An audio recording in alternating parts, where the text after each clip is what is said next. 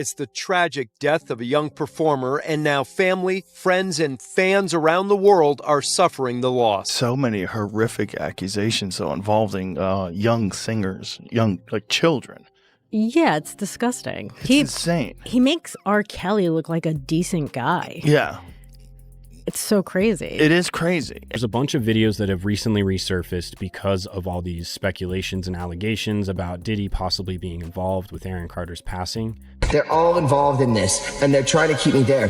They had cops come and check for a rope in my garage, saying I wanted to hang myself. Do you regret ever getting involved in... I didn't have a choice. It got bad when I was about 15 years old, because when I did MTV Cribs, the day that I had to go show off that house, my mom and my dad told me, we're getting a divorce, but you still have to go do this. I had to go show off all the stuff my whole life that was going to be taken away from me. They all partied with Diddy.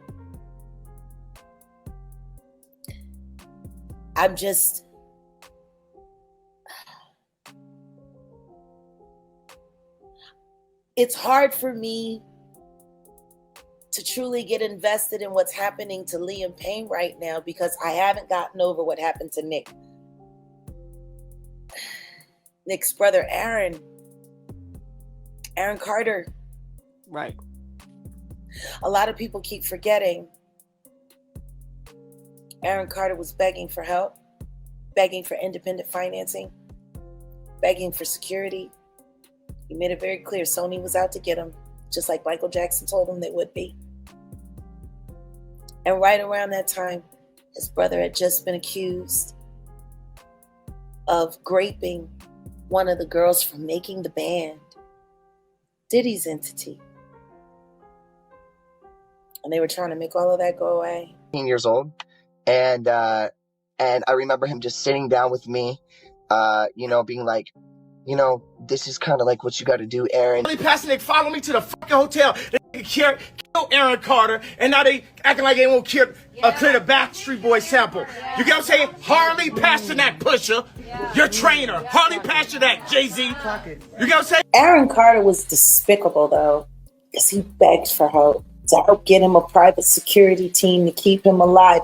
He said on numerous occasions, if anything happens to me, I promise you, I am not suicidal. And no one said anything. I go on my Twitter and I see people saying, you look like you have AIDS, you should go die. I don't understand how I dedicated 22 years of my life to my fans, and now they turn on me. Joe Rogan has never been one to bite his tongue, but when he saw the shocking footage and heard the disturbing details surrounding Aaron Carter's final days and the growing mountain of accusations tied to Sean Diddy Combs, he was done being quiet. What started as another celebrity spiral suddenly looked like something far more sinister, and Joe wasn't going to let it slide. Let's rewind. Aaron Carter rose to fame as a teen heartthrob in the early 2000s. He had platinum albums, screaming fans, and the spotlight on him at all times. But behind the fame was a young boy forced to perform while his personal life crumbled. At just 15, Aaron filmed his episode of MTV Cribs, proudly showing off a luxurious home that most teens could only dream of. But what viewers didn't know was that on the very same day, Aaron's parents sat him down and told him they were getting divorced. No time to process, no break from the cameras, no real support. He was told to smile, to fake it for the world, and to keep performing. That moment, as small as it seemed, became symbolic of Aaron's entire life, constantly hiding pain behind a polished image. Over time, Aaron's online presence grew more erratic. He posted emotional videos, strange warnings, and desperate pleas for help. Most people dismissed him. They thought it was just another celebrity meltdown. A grainy video clip began making the rounds online. The quality was old, clearly from the early 2000s, and the setting was unmistakably one of Diddy's private residences. In the corner of the frame, a very young Aaron Carter could be seen, looking confused and out of place. He wasn't singing, he wasn't smiling, he wasn't part of any performance. He was simply there, a teenager standing in a room filled with powerful adults. Joe Rogan saw the footage and stopped everything. He zoomed in, stared at the screen, and asked the question that everyone else ignored. Why was Aaron even there? It was a question with no good answer. Over the years, Aaron had hinted at being surrounded by people he didn't trust. He talked about needing protection. He mentioned powerful figures owing him money and trying to silence him. At one point, he claimed that Sony Records owed him millions and that he feared for his life. He said he needed to move to a safe, undisclosed location and begged fans to help him raise enough money to escape. Most people thought it was paranoia. Joe Rogan now sees it as a warning we all ignored. What made matters worse was Aaron's public feud with his own brother, Nick Carter. At the height of the drama, Aaron accused Nick of serious wrongdoing and claimed the industry was protecting him. Not long after, Aaron said that if anything ever happened to him, it wouldn't be an accident. Those words are haunting now. But Joe Rogan didn't just stop at pointing out the footage or calling out Diddy. He went deeper. He started piecing together the timeline, Aaron's posts, his interviews, the footage, the sudden silence. And then came the big revelation. During a broader investigation into Diddy's business dealings, a sealed document was quietly unsealed. Inside was a reference to a young male pop star from the 2000s listed as a protected witness. The document didn't name Aaron directly, but the timing matched. The tour dates, the private events, the party locations all lined up. Journalists began digging. They cross-referenced photos, interviews, and flight logs.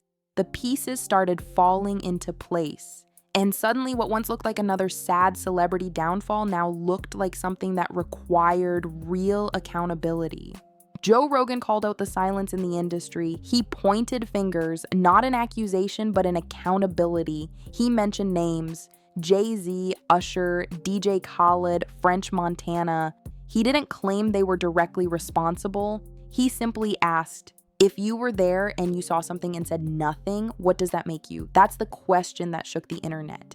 Old interviews resurfaced. Former staff began speaking out. A security guard recalled Aaron leaving events looking shaken, quiet, and deeply disturbed. An event planner claimed she once saw Aaron alone in a room with Diddy and others for over an hour. When she asked what was going on, she was told to stay out of it. Later, she claimed someone tried to pay her off to stay silent. When she refused, her phone was allegedly hacked. Her emails were compromised. The pattern was too strong to ignore. This isn't just about one celebrity. This is about the system around him. Joe Rogan pointed out how the industry has a long history of ignoring red flags. He compared Aaron's story to others, young stars who were chewed up and spit out by the machine. And he warned that if people don't speak out now, more young talents will be dragged down the same road. The backlash came quickly. Diddy's legal team released a short statement calling the claims baseless. But Joe Rogan noted something important. They never denied the video. They never explained why Aaron was in it. They didn't even mention the reference to the sealed document. Rogan called the statement what it was: a distraction.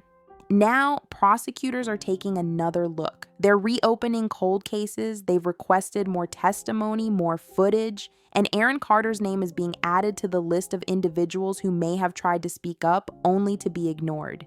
The question is, will this time be different?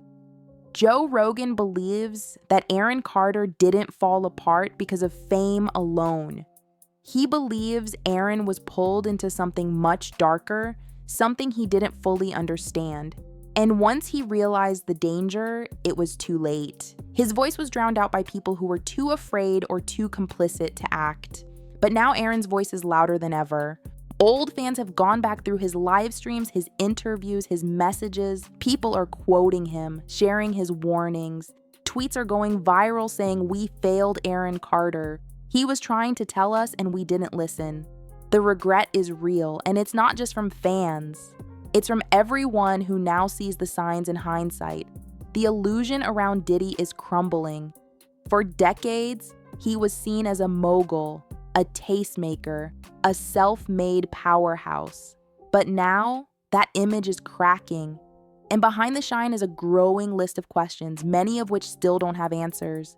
Joe Rogan isn't stopping. He's calling for full transparency, for witnesses to come forward, for industry veterans to stop protecting each other and start protecting the truth. He's demanding accountability not just for what happened to Aaron, but for what's been allowed to happen in the shadows of the music industry for far too long.